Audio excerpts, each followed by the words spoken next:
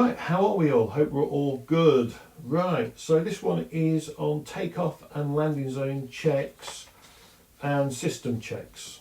Okay, so we have chosen our takeoff and landing zone. Okay, and before you unpack any of your kit, we're going to make sure we complete the following takeoff and landing zone checks just to ensure the location is suitable. Okay, now this will spell out the acronym HELPZIPS. Okay, now I'd like to thank James from Fleet UAS. He's allowed me to share this with you all. Okay, so his website will be in the description. Okay, so HELPZIPS. H is for hazards.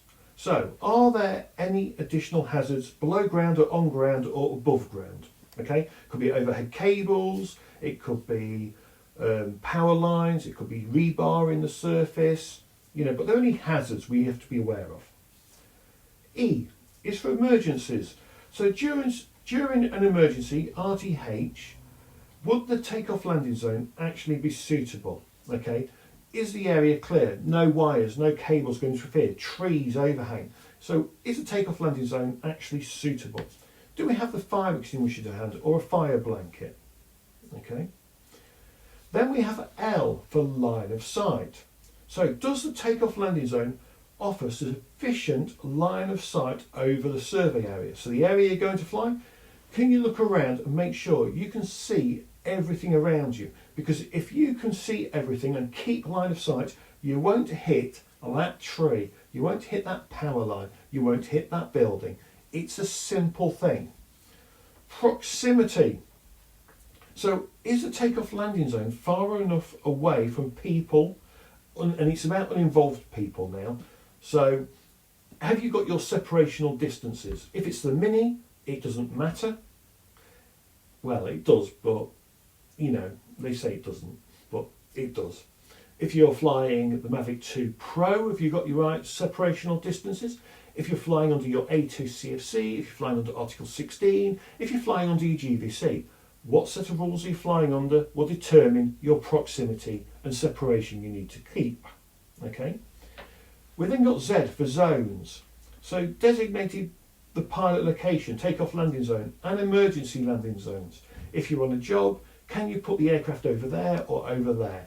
You know, my typical emergency zone is anywhere inside the property that I'm working at or survey area I'm working at, anywhere where there's no one there.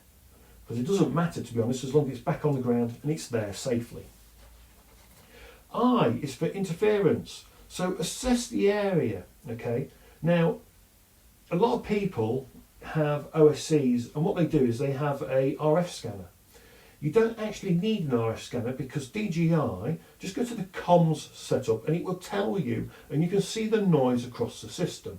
Okay, so do a quick check on the comms channel. Go and make sure the command link, the C2 link, make sure it's there and there's a spare channel. Make sure you can see what's going on. Okay.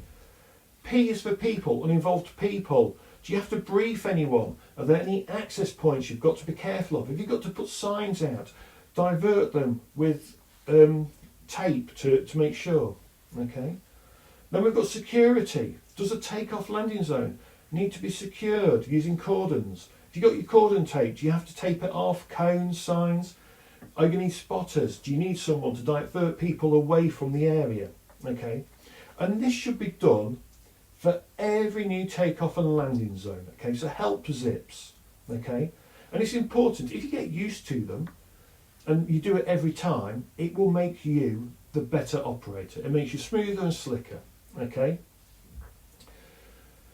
so just a few points though. So takeoff landing areas, just be careful of tall glass. Glass structures will bounce the GPS signal and it can give your aircraft a GPS false reading. So that's one thing. If you're in a very, very built up area, you know, GPS is not always that good. So you've got to be careful. Make sure you get your aircraft out into a nice area. And it's the one thing that might catch you out. Okay. Remember, wind. If you're in a sheltered location, make sure you walk around and check the wind. Make sure you check on the weather app. Windy.com is great. The Met Office is great. Look at the gust speeds. They are what count.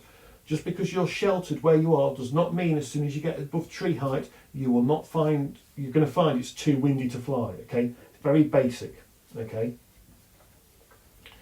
And if you operate in a congested area, you know, remember you will get reduced range. It's very likely you're going to get interference, and typically you're going to have an incident within your first 12 months of operating, and it could be from GPS or RF, or it could just be that you just make a mistake, not keeping visual line of sight, okay? But that's your takeoff landing zone checks. And this was provided to me from Fleet UAS, and thank you, James, for that list.